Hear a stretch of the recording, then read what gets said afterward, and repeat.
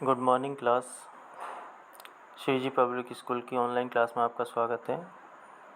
हम जितिन सैनी, एक computer teacher. आज हम क्लास 11 के चैप्टर 3 को एक्सप्लेन करने वाले हैं। चैप्टर नेम है पाइथन फंडामेंटल्स। आप ये समझ के चलिए, इसमें वो सारी बेसिक चीज़ें बताई जाएंगी जिनको हम प्रोग्रामिंग में यूज़ करेंगे पाइथन में। और इसमें वो बेसिक चीज़ें जिस तरीके से हम ग्रामर में पढ़ते हैं, ग्रामर में अल्फ़ाबेट्स पढ़ते हैं, उनके रूल्स को पढ़ते हैं, उनमें जो जो वर्ब, सब्जेक्ट, ऑब्जेक्ट, एडवर्ब, सारी चीज़ें जो होती हैं, पार्ट्स ऑफ स्पीच, वो उस तरीके से पाइथन में भी प्रोग्रामिंग में यूज़ होने वाले कुछ कीवर्ड्स, वर्ड्स होते हैं, उन सभी को आज पढ़ेंगे। तो सबसे पहला टॉपिक है पाइथन कैरेक्टर सेट। तो जिस तरीके से इंग्लिश में ग्रामर में यूज़ होने वाले कुछ सिंबल्स होते हैं, ऐसे ही पाइथन में कुछ कैरेक्टर सेट होते हैं जो यहाँ पे आपको दिखाई दे रहे होंगे। Letters, digit, special symbol, white space, other characters, ये सब क्या है, आपके एक कैरेक्टर सेट के कैटेगरी में आते हैं और ये सब आपके प्रोग्रामिंग में यूज़ होते हैं। इसके बाद टोकन है, टोकन को हम लेक्सिकल यूनिट्स भी बोलते हैं या लेक्सिकल एलिमेंट्स भी बोलते हैं। ये कुछ इंडिविजुअल वर्ड्स होते हैं और जैसे ये एग्जाम्पल में दे रखा है, एक इंग्लिश सेंटेंस का एक एग्जाम्पल दे रखा है और एक पाइथन प्रोग्राम दे रखा है। तो इंग्लिश सेंटेंस के एग्जाम्पल में ये अलग अलग, जैसे कुछ हुर्रा का एक वर्ड हो गया, या ही, एक्सक्लेम्ड, कॉमा, इन्वर्टेड कॉमा, ये सब छोटे छोटे टोकन्स हैं इंग्लिश सेंटेंस के। लेकिन यहाँ पर जो पाइथन प्रोग्राम दे रखा है, इसमें कुछ जैसे कीवर्ड हो गया, पंक्चुएटर्स, कैरेक्टर्स हो गए और स्ट्रिंग हो गई, तो ये क्या है, इसके टोकन्स हैं। तो इस पाइथन के टोकन्स में क्या क्या आता है, ये आपके 5 नेम दे रखे हैं यहाँ पे। तो ये टोकन्स होता क्या है, टोकन की एक स्पेशल डेफिनेशन भी होती है। जैसे ये इसको हम स्मॉलेस्ट इंडिविजुअल यूनिट भी बोलते हैं। ये किसी भी मतलब in a program is known as tokens और लेक्सिकल यूनिट। और ये पाइथन, अब इसके जो टोकन्स के मतलब कैटेगरी हैं, 5 कैटेगरीज इसमें बताई हुई हैं। जैसे कीवर्ड हो गया, आइडेंटिफायर्स हो गया, लिटल्स हो गया, ऑपरेटर्स हो गया, पंक्चुएटर्स हो गया, और सबसे इम्पोर्टेंट एक पार्ट इसमें दिया हुआ है कीवर्ड। तो कीवर्ड क्या है, keyword are the words that convey a special meaning to the language compiler interpreter. यानी कि इसका जो मीनिंग होता है वो फिक्स मीनिंग होता है। इसको हम जैसे मैथ में हम कोई भी एक्स वाई की वैल्यू मान लेते हैं, उस तरीके से हम एक्स वाई की वैल्यू तो मान लेते हैं, लेकिन पाई की वैल्यू अलग से नहीं मान पाते। तो ऐसे ही यहाँ पर आप ये जो नेम दे रखे हैं, फॉल्स है, एजर्ट है, डेल है, फॉर, इन, और इनको उस तरीके से यूज़ नहीं कर सकते जिस तरीके से एक्स वाई को यूज़ करते हैं हम। जैसे नेक्स्ट वाला टॉपिक जो आइडेंटिफायर्स दिया होता है, आइडेंटिफायर्स में हम कुछ नेम लेते हैं, नेम जिनके रूल होते हैं, नेम को लेने के भी रूल होते हैं। हम एज ए वेरिएबल हम उसको यूज़ कर सकते हैं, लेकिन उस तरीके से एज ए वेरिएबल हम इस और आइडेंटिफायर्स हम इन कीवर्ड्स को नहीं ले सकते, क्योंकि ये कुछ रिजर्व वर्ड होते हैं और ये इनका मीनिंग और इसका यूज़ जो होता है वो फिक्स होता है। इनको हम रिजर्व वर्ड भी बोलते हैं। अब जैसे आइडेंटिफायर्स मैंने बताया, ये इसको फंडामेंटल बिल्डिंग ब्लॉक्स भी कहा जाता है। और ये किसी भी प्रोग्राम में किसी वेरिएबल के ऑब्जेक्ट, क्लास और फंक्शन, लिस्ट, डिक्शनरी, ये जो नाम मैंने बताए, इनके नाम की जगह यूज़ किए जाते हैं। और इनका भी कुछ रूल होता है, जैसे N identifier is an arbitrary long sequence of letters and digits. ये मतलब लेटर और डिजिट्स का सीक्वेंस हो सकता है, और पहला जो कैरेक्टर है वो लेटर होना चाहिए, और या फिर अंडरस्कोर भी आप इसको यूज़ कर सकते हैं। और मतलब जो अंडरस्कोर होता है वो एज ए लेटर काउंट होता है सॉरी।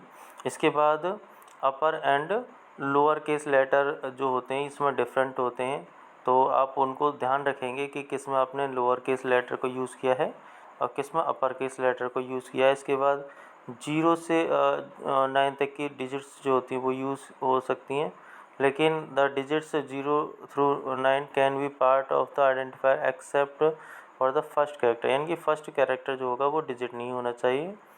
इसके बाद पाइथन इसमें केस सेंसिटिव बता ही दिया, जो मैंने बताया था कैपिटल लेटर स्मॉल लेटर जो होते हैं वो दोनों डिफरेंट होते हैं।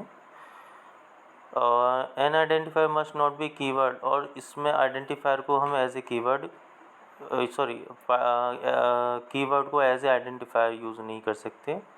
और an identifier can not contain a special character except the underscore, और एक आइडेंटिफायर में अंडरस्कोर के अलावा और कोई स्पेशल कैरेक्टर नहीं यूज़ होना चाहिए। तो इसमें कुछ वैलिड और कुछ इनवैलिड आइडेंटिफायर्स दिए हुए हैं। ये इम्पोर्टेंट हैं ये आपको समझने, क्योंकि एग्ज़ाम में इस तरीके के क्वेश्चंस आ जाते हैं फाइंड आउट करने के लिए कि कौन से आपके वैलिड कैरेक्टर्स हैं और कौन से इनवैलिड हैं। तो जैसे अगर आप इन रूल्स को समझ चुके होंगे तो ये आप आसानी से पहचान जाएंगे। जैसे इनवैलिड में देखें तो डेटा माइनस दिया हुआ है वो नहीं आना चाहिए, यानी कि हाइफन, और स्टार्टिंग इसमें सेकंड वाले में डिजिट से हो रही है वो नहीं होना चाहिए। ब्रेक एक कीवर्ड है, उसको हम एज एन आइडेंटिफायर यूज़ नहीं कर सकते। और उसके बाद जो डॉट लगा हुआ है फोर्थ वाले में उसको हम यूज़ नहीं कर सकते स्पेशल सिंबल्स। इसके बाद लिटरल्स या फिर वैल्यूज़। अब मान लीजिए हम ये जो प्रोग्रामिंग करते हैं इस प्रोग्रामिंग में बहुत सारी कैलकुलेशंस होती हैं, तो वो कैलकुलेशंस आपकी नंबर में भी हो सकती हैं, वेरिएबल के थ्रू भी हो सकती हैं, डिजिट्स के थ्रू भी हो सकती हैं और स्ट्रिंग के थ्रू भी हो सकती हैं। तो जैसे स्ट्रिंग लिटरल्स है तो स्ट्रिंग का यूज़ होगा, स्ट्रिंग ग्रुप ऑफ कैरेक्टर्स माना जाता है। जैसे किसी वैसे तो सिंगल एक कैरेक्टर को भी हम अगर सिंगल कोट में या डबल कोट में या ट्रिपल कोट में अगर क्लोज कर देते हैं तो वो क्या माना जाता है, वो एक स्ट्रिंग बन जाता है। तो ऐसा इसमें देखिए जो बॉक्स में एक स्ट्रिंग लिटरल्स के नाम से पॉइंट्स दिए हुए हैं उसमें बताया हुआ है, और एग्जाम्पल इसमें आगे बताएंगे दिखाएंगे, और यहाँ पे थ्योरी में भी दिखाया गया है। तो इसके बाद आता है string types in Python. String के कितने टाइप्स होते हैं, तो Python allows you to have 2 string type, single line string और मल्टी लाइन स्ट्रिंग। अब देखिए इसमें आपको पूरा पेज नहीं दिखाई दे रहा होगा, तो मैंने ये सिर्फ इम्पोर्टेंट पॉइंट्स आपको लिए हैं जो ज़रूरी हैं। और जिन स्टूडेंट्स के पास बुक नहीं है वो बुक परचेज़ कर लीजिए, क्योंकि बुक आपको बहुत ज़्यादा हेल्पफुल होगी और सारे कंसेप्ट क्लियर करने के लिए ज़रूरी होगी। तो अब ये सिंगल लाइन पहला है सिंगल लाइन स्ट्रिंग, यानी कि बेसिक स्ट्रिंग जिसको बोलते हैं। अब जैसे मैंने आपको एक क्लास में एग्जांपल बताया था, मैंने लेफ़्ट साइड में एक नेम लिया, कोई भी वेरिएबल, कोई भी अल्फ़ाबेट कुछ भी आप जो लेंगे अल्फ़ाबेट, उसके बाद इक्वल करके आप एक स्ट्रिंग लिखेंगे। वो सिंगल कोट में, डबल कोट में, ट्रिपल कोट में कैसे भी हो सकती है। अब उसको अलग अलग लिखेंगे तो उसमें एरर दिखा सकती है, इसलिए हमें क्या करना होगा, स्लैश करके बैकवर्ड स्लैश को यूज़ करना होगा। इसके बाद इसी तरीके से हम मल्टी लाइन स्ट्रिंग यूज़ करते हैं, सेकंड टाइप है। तो मल्टी लाइन स्ट्रिंग में क्या करते हैं, जैसे अब इसमें बैकवर्ड स्लैश यूज़ किया गया है और इसी तरीके से हम मल्टी लाइन स्ट्रिंग में मतलब एक से ज़्यादा लाइन में हम इसमें डेटा लिख सकते हैं। इसके बाद आपका नेक्स्ट टॉपिक है ये मल्टी लाइन स्ट्रिंग जो होती है वो can be created in 2 ways. ये भी 2 तरीके से क्रिएट की जा सकती है। जैसे पहला तरीका इसने फॉरवर्ड स्लैश का बैकवर्ड स्लैश का बता दिया, और इसमें एग्जांपल करके भी दिखाया है। और इसका एग्जांपल हमने क्लास में प्रैक्टिकली करके दिखाया था पाइथन का। Bye typing the text in triple quotation, आप ट्रिपल कोटेशन करके भी इसको यूज़ कर सकते हैं। मैंने सिंगल, डबल और ट्रिपल दोनों बताया था। और इसके बाद आता है साइज़ ऑफ स्ट्रिंग। तो साइज़ ऑफ स्ट्रिंग को आप चेक कर सकते हैं। इसके लिए आपको एक एग्जांपल इसमें दिया हुआ है किस तरीके से आपको साइज ऑफ स्ट्रिंग चेक करना है। जैसे स्लैश है, double slash is escape sequence to represent back slash के लिए होता है साइज़, और ABC जैसे दिया हुआ है सिंगल कोट में साइज़ इन 3, और A भी दिया हुआ है स्लैश करके, तो इसका साइज़ 2। तो ये आपका मेमोरी में कितना साइज़ कंज्यूम करता है वेरिएबल, उसके बारे में बताया गया है। इसके बाद for multiple string created with triple quotes. अब मल्टीपल स्ट्रिंग आपको दिखाया गया है ट्रिपल कोट्स के साथ, जैसे मैंने सिंगल स्ट्रिंग बताया था उसी तरीके से मल्टीपल स्ट्रिंग्स है। फॉर फिर उसके बाद next for multi line strings created with single quote और डबल कोट। ऐसे ही मल्टी लाइन स्ट्रिंग ये भी मैंने एग्जांपल करके बताया था। और साइज़, अब नेक्स्ट जो साइज़ पता करने के लिए इसमें एक फंक्शन यूज़ होता है जैसे लेन, और उसके बाद हम स्ट्रिंग का नाम लिख देंगे ब्रैकेट में। जैसे एंटर करेंगे तो उसका साइज़ पता पड़ जाएगा उससे हमें। इसके बाद न्यूमेरिक लिटरल्स होता है। न्यूमेरिक लिटरल्स का मतलब है कि जो न्यूमेरिक वैल्यूज़ हैं वो किस तरीके से कहाँ पे कौन सी यूज़ करेंगे। जैसे इंट है, फ्लोट है, कॉम्प्लेक्स है। तो इसमें जैसे इंट साइन इंटीजर्स होते हैं कुछ, यानी कि ऑफन कॉल्ड जस्ट इंटीजर्स, और इंट आर पॉजिटिव और negative whole numbers with no decimal points. और इसके बाद फ्लोट होते हैं, तो float represent real numbers and are written with a decimal point divided the integer and fractional parts.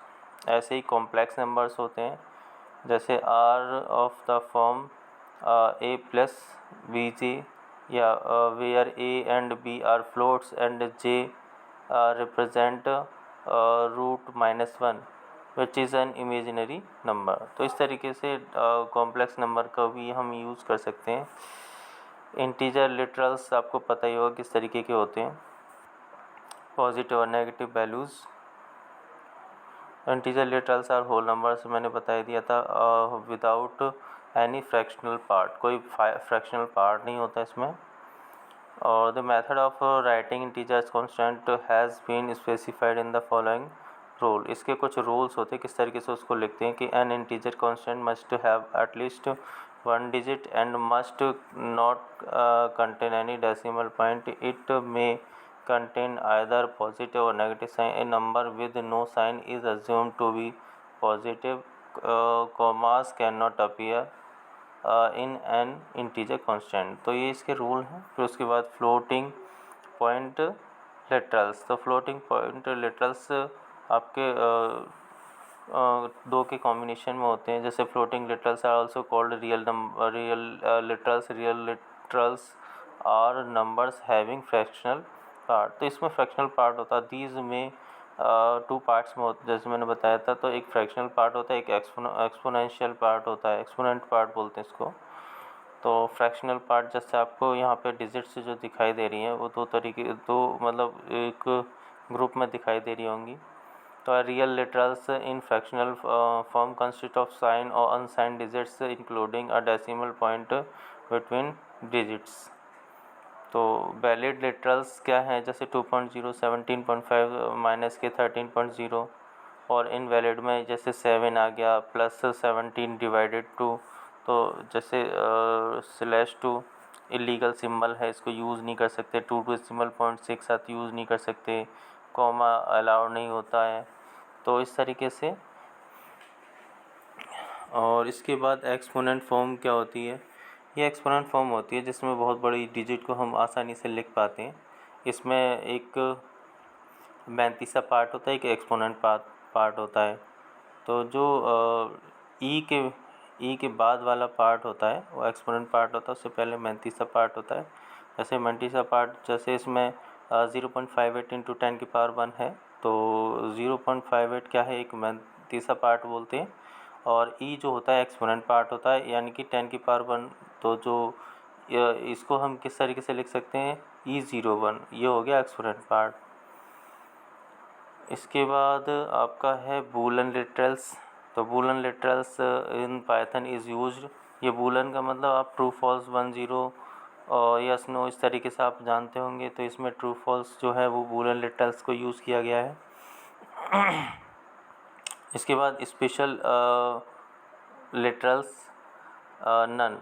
तो none क्या है? Python has one special literal which is none. None literal is use to indicate absence of value, यानी कि जब कहाँ हमें कोई value नहीं देनी होती तो उस कंडीशन में हम नन कर देते हैं। It is also use to indicate the end of the list in Python. तो पाइथन में जैसे अगर कोई लिस्ट हम यूज़ करते हैं तो उस कंडीशन में हम नन देंगे तो इसका मतलब वो लिस्ट फिनिश हो चुकी है, कंप्लीट हो चुकी है, अब उसके बाद कोई वैल्यूज़ नहीं है उसमें। इसके बाद ये कुछ ऑपरेटर्स हैं, जैसे मैंने आपको बताया होगा कि जैसे एक्सप्रेशन आप यूज़ करते हैं कि मैथ में भी यूज़ करते होंगे, उसमें एडिशन, सब्ट्रैक्शन, मल्टीप्लिकेशन, डिवीज़न कुछ सिंबल्स आपके यूज़ होते हैं, तो उन सभी को हम क्या बोलते हैं?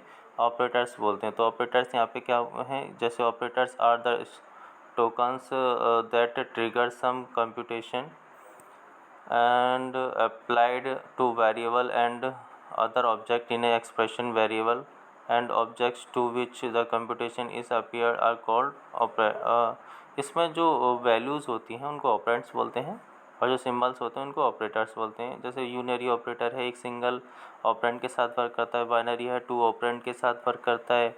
और इसमें जैसे अरिथमेटिक ऑपरेटर में addition, subtraction, multiplication, division, remainder, exponent, floor division ये सब यूज़ होते हैं।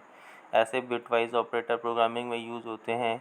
बिटवाइज एंड है, एक्सॉर है, और है, फिर उसके बाद शिफ्ट ऑपरेटर्स हैं, आइडेंटिफाई ऑपरेटर्स हैं, रिलेशनल ऑपरेटर रिलेशन बताने के लिए होते हैं, जैसे greater than, less than equal, greater than equal, equal. और आपको इक्वल में थोड़ा सा कन्फ्यूज़न होता होगा, जो यहाँ पर डबल इक्वल का साइन लगा हुआ है उसको इक्वल बोलते हैं, और जो सिंगल इक्वल होता है वो नीचे देखिए दिया हुआ है, असाइनमेंट होता है, यानी कि वैल्यू को असाइन करने के लिए यूज़ होता है।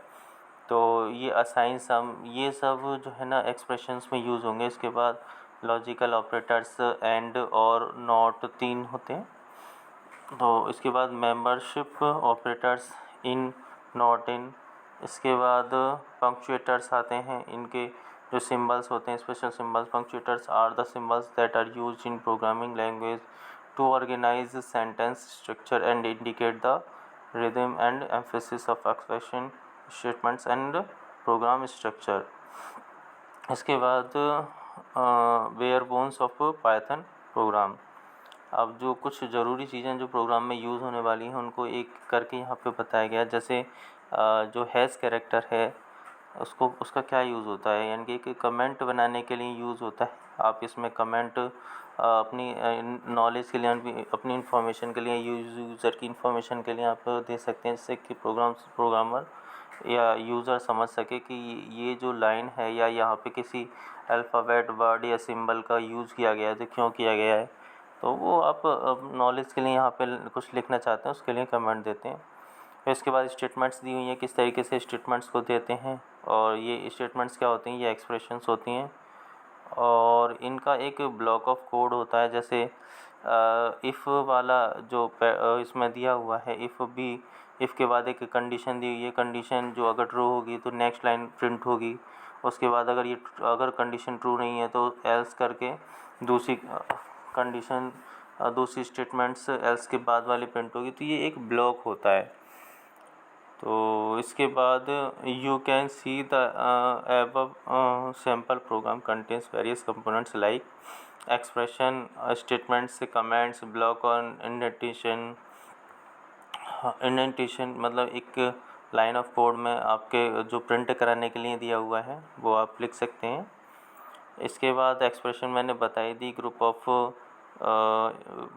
आपके बहुत सारे वेरिएबल्स और आपके ऑपरेटर्स होते हैं, ऑपरेंड्स होते हैं।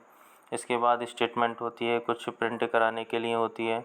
कमेंट इन्फॉर्मेशन के लिए होता है, मल्टी लाइन कमेंट आप यूज़ कर सकते हैं जब कमेंट ज़्यादा बड़ा होता है। इसके बाद ब्लॉक और इंडेंटेशन, एक ब्लॉक होता है जो एक का हमारा कंट्रोल प्रोग्राम का कहाँ से कहाँ काम कर रहा है, किस तरीके से मूव करेगा।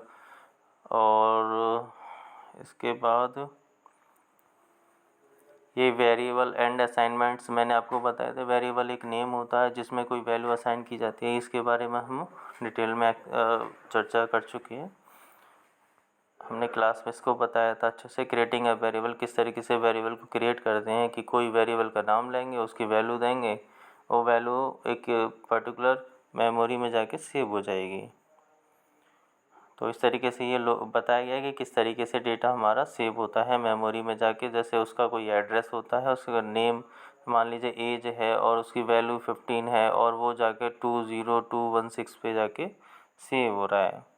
इसके बाद मल्टीपल असाइनमेंट्स, एक से ज़्यादा असाइनमेंट भी आप दे सकते हैं। A equals to B equals to C equals to 10, तो तीनों को ABC को 10 दे दिया गया। ऐसे ही assigning multiple values to multiple variable, एक साथ बहुत सारे वेरिएबल को एक अलग अलग वैल्यूज़ भी दिया सकती हैं कॉमा करके।